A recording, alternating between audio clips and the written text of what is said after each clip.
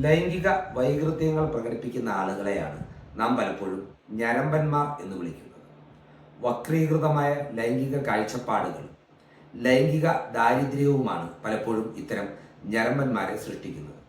ബസ്സിനുള്ളിൽ സ്ത്രീകളെ കയറിപ്പിടിക്കുന്നവരും, തിരക്കുള്ള സ്ഥലങ്ങളിൽ വെച്ച് സ്ത്രീകളുടെ ശരീരഭാവങ്ങളിൽ സ്വന്തം ലൈംഗിക അവയവങ്ങൾ സ്പർശിപ്പിക്കുന്നവരും, അതുപോലെ തന്നെ പൊതുവഴിയിൽ നിന്ന് സ്ത്രീകളെ ഉടുമുണ്ട് ഉരിഞ്ഞു കാട്ടുന്നവരും, ലേഡീസ് ഹോസ്റ്റലിനും മറ്റും മുമ്പിൽ ചെന്ന് നിന്ന് സ്വയംഭോഗം നടത്തുന്നവരുമെല്ലാം ഇത്തരം ഞരമ്പ് രോഗികളാണ്. ഇത് മാത്രമല്ല ഞരമ്പന്മാരുടെ പ്രകടനങ്ങൾ. പൊതുവേദിയിൽ നിന്നുകൊണ്ട് അശ്ലീലം കയറുന്ന ദ്വയാർത്ഥ പ്രയോഗങ്ങൾ നടത്തി ആത്മരതി അടയുന്നവരും ഞരമ്പ് രോഗികൾ തന്നെയാണ്. ഇത്തരം ഒരു ഞരമ്പ് രോഗിയെക്കുറിച്ചാണ് പ്രമുഖ സിനിമാ നടിയായ ഹണി റോസ് കഴിഞ്ഞ ദിവസം ഇൻസ്റ്റാഗ്രാമിലൂടെ വെളിപ്പെടുത്തിയത്. ഹണി റോസ് ആരുടെയും പേര് പറഞ്ഞിട്ടില്ല എങ്കിൽ കൂടിയും ലഭിക്കുന്ന സൂചനകളിൽ നിന്ന് അരിയാഹാരം കഴിക്കുന്ന ഏതൊരു മലയാളിക്കും ഇതാരാണ് എന്ന് മനസ്സിലാക്കും.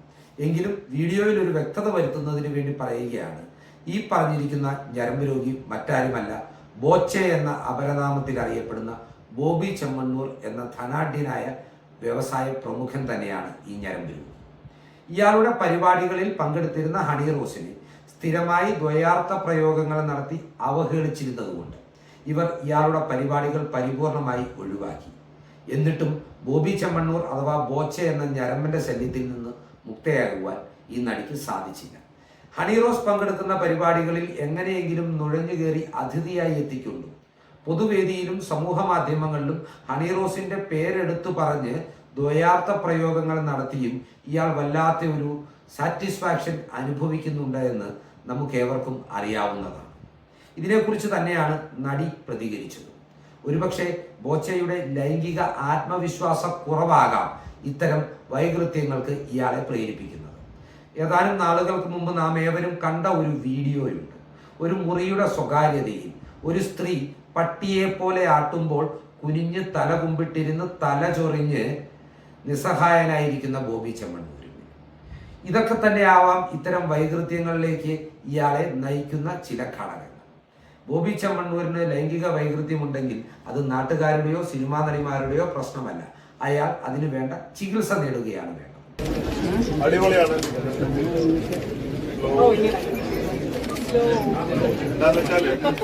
ഇവിടെ നിൽക്കുമ്പോ മാലയുടെ ഫ്രണ്ട് മാത്രമേ കാണൂ, ഫ്രണ്ടിന്റെയും ബാക്കിന്റെയും ഭംഗി കാണാം.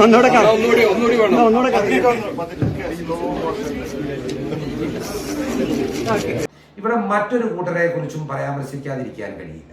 ഇത്തരം അശ്ലീലം കലർന്ന ദ്വയാർത്ഥ പ്രയോഗങ്ങളെ തഗ് ഡയലോഗുകളായി കണ്ട് ആരാധിക്കുന്ന ബോബി ചെമ്മണ്ണൂർ ഫാൻസ് ഗ്രൂപ്പുകളാണ് അവർ.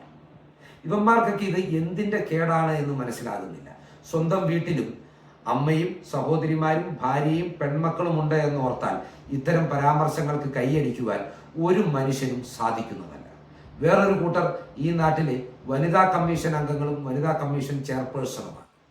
ഒരു സിനിമാ നടിക്കാണ് ഒരു വ്യവസായ പ്രമുഖനിൽ നിന്ന് ഇത്തരം ദുരനുഭവങ്ങൾ നേരിടേണ്ടി വന്നിട്ടുള്ളത്. അവർ തുറന്നു പറഞ്ഞപ്പോൾ അവർക്കെതിരെ വലിയ സൈബർ അറ്റാക്കും ഉണ്ടായി. എന്നിട്ട് പോലും ഇവിടുത്തെ വനിതാ കമ്മീഷൻ അധ്യക്ഷയോ അംഗങ്ങളോ ഇതിനെക്കുറിച്ച് പ്രതികരിക്കുവാൻ തയ്യാറായിട്ടില്ല. ഒരു സിനിമാ നടിക്ക് ഈ ദുരനുഭവമാണ് ഉണ്ടായതെങ്കിൽ ഇയാളുടെ കീഴിൽ ജോലി ചെയ്യുന്ന നൂറുകണക്കിന് പെൺകുട്ടികളുടെ സ്ഥിതി എന്താവും എന്നും നാം ചിന്തിക്കേണ്ടതുണ്ട്. മറ്റൊരു കൂട്ടർ കേരള പോലീസാണ്. ഹണി റോസിന്റെ തുറന്നു പറച്ചിലിന്റെ അടിസ്ഥാനത്തിൽ തന്നെ സ്ത്രീത്വത്തെ അപമാനിച്ചതടക്കമുള്ള ഗുരുതര ജാമ്യമില്ലാ വകുപ്പുകൾ ചുമത്തി ബോബി ചെമ്മണ്ണൂരിനെതിരെ കേസെടുക്കാവുന്നതാണ്. അതിനു പകരം ഹണി റോസിനെ തെറി പറഞ്ഞ 29 പേർക്കെതിരെ മാത്രമാണ് പോലീസ് കേസെടുത്തിട്ടുള്ളത്. പോലീസ് ചിലപ്പോൾ പറയും ഹണി റോസ് പരാതി നൽകിയിട്ടില്ല എന്ന്.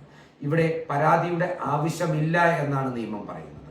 കേസെടുത്തതിന് ശേഷം പോലീസിന് ഹണി റോസിന്റെ മൊഴി രേഖപ്പെടുത്താവുന്നതേ ഉള്ളൂ.